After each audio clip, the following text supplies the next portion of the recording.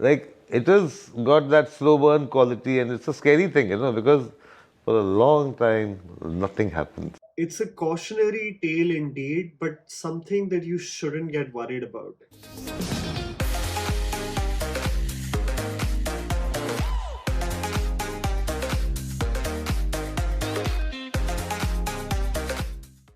One of the most exciting Hindi movie creators, in my opinion, is Sriram Raghavan. There is a purity and stubbornness in not wanting to be swayed by the commercial diktats that call the shots in the industry. Whenever you think about a Sriram Raghavan movie, you very well know that you're in for something unique and, more importantly, something that will be distinct in style. The commercial performances of his movies may be wavered, but his creative voice is something that I love we get to see every 3 to 4 years or so. I really wish, now that I think about it, that he just works a little more. Merry Christmas, presenting the unique duo of Katrina Kaif and Vijay Sethupathi, this 2024 film focuses on one night in Mumbai, set during the time it was termed as Bombay, so one can assume that it's the late 80s or early 90s, and the events that follow as two strangers, Maria and Albert, played by Katrina and Vijay respectively, meet. I'm going to try to keep it as vague as possible because so many of its elements are actually explored when you watch the movie in the theatre. Essentially a Sriram Raghavan staple, a lot has been showcased in the trailer, but most audiences have little to no context about the story. So in a day and age where most of the information is already spilled out before the release, this is one of those rare occasions where I went in with absolutely no idea of what's about to happen. If you want to know specifically, the film is inspired by a French play called Le Mont Charge. But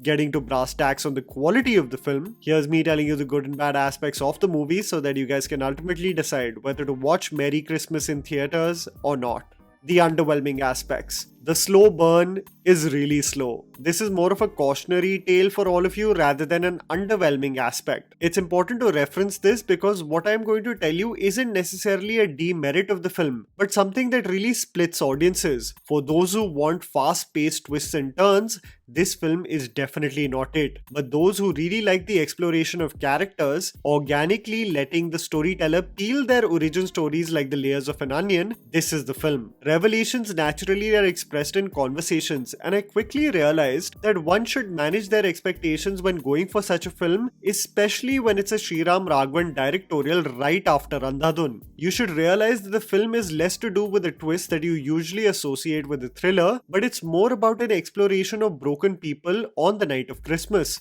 who just stumble upon one another. I say this as a cautionary tale because only until the second half commences does the movie really go full throttle in terms of plot development, because otherwise it's just a meet cute on a random night that felt like Sriram Raghavan's own rendition of Before Sunrise. Just that rather than the streets of Vienna, it's old Bombay, Kolaba and a cemetery. I mean, there has to be a Sriram Raghavan spin to it, no? The patience and attention demanded by the director actually has a very lukewarm payoff in the climax. But what's interesting is you leave with being less concerned about the plot and its revelation and more invested in the stories of the two main characters. The good. Acting performances. The recurring question during the marketing campaign of Merry Christmas has been about the interesting pairing of Katrina and Vijay. I was actually bemused on the onslaught of questions regarding this duo because never in the slightest does it seem awkward or odd on the big screen. And why would it? The doubters, I believe, just seem to project their own biases and prejudice when they speak about the pairing and call them odd because in the case of Merry Christmas, the interaction between Maria and Albert is so natural. We often talk about Riz and the smooth nature with which the opposite sex get drawn to one another, and there's something really brilliant about the way in which Albert familiarizes himself with Maria and her daughter Annie, finding himself at her apartment sharing a drink together. Vijay is too smooth with his charm and wit. When questioned about his story also, there is a deep sadness Vijay possesses, as if having experienced just hardship and putting on a tough yet jovial exterior. Katrina, in my opinion, in this film showcases her strongest performance at par with Zindagi Na Milegi Dobara. There is an allure to her, something that Sriram Raghavan taps into. Women so attractive that you could only think of the idea of them, and the basis of even interacting with them or having a chance makes you want to pinch yourself. Katrina consistently has a sadness in her eyes, a demeanor that is reflective of someone broken, and this exploration in the conversation between Vijay and Katrina makes you assume the role of an eavesdropper as more and more information keeps on getting communicated. Sanjay Kapoor is an extension of his personality from Fabulous Lives of Bollywood Wives, and this is not meant to be a diss. He's the best part of the reality show too. He is hilarious. Vinay Pathak and Pratima Kazmi pack in some extremely funny moments, but it's the brief appearance of Ashwini Kalsekar that really generated the most laughs. Interpersonal relationships override the twists. The film truly is an exploration of the two personalities at the forefront. You would assume that there are not a lot of moving parts of the film. There is not a lot of action taking place, not a lot of comedy of errors or confusion that you would associate with a thriller. But what one realizes is that Sriram Raghavan drops information with a purpose. The stories of where they come from and how it shaped them today is all reflective of the decisions and actions they execute in the near future. The switch from playfully dancing with one another with abandon to shedding their heart out to each other is so reflective of the anguish that resides in both of them. Be very mindful of the dialogues and stories told casually. They always hint at a foreshadowing. It's these snippets of writings that keep you on your toes, while you casually wonder that nothing is happening. The cinephile that is Sriram Raghavan. When one is watching a Sriram Raghavan film, you would be naive if you thought that the film will not be dispersed with Easter eggs and an homage to vintage Hindi cinema. You can clearly see parallels with the 1969 Yash Chopra directed film Ittifaq,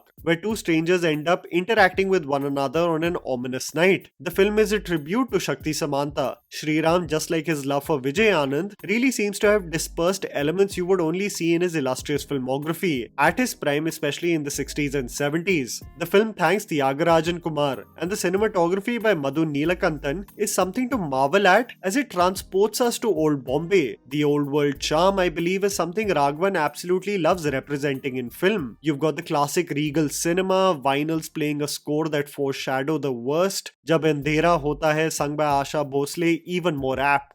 VT Station in all its glory, the walk through Kolaba, everything screams a simpler and somewhat more beautiful time. Even the symbolism of Vijay hanging a bird in a cage on the Christmas tree is essentially where he finds himself in this storyline. You might conclude that this Sriram Raghavan movie is slower than usual, but he is constantly dropping elements for everyone to catch on to. As I previously said, the constant comparison to Raghavan's previous work is inevitable, and those with the same expectations may consider this to be very slow for their liking. But what I love is that it presents such a different take from his previous outing. Yes, the lack of stimulus in the current environment where we want our dopamine to be constantly hit may be an adjusting process for many, but I must say I was pleasantly engaged in how the screenplay goes in full gear in its concluding moments, being more about what circumstances compel two broken humans to do rather than satisfying the audience with an inundation of twists with little heart. In hindsight, it is Sriram Raghavan's rendition of Before Sunrise.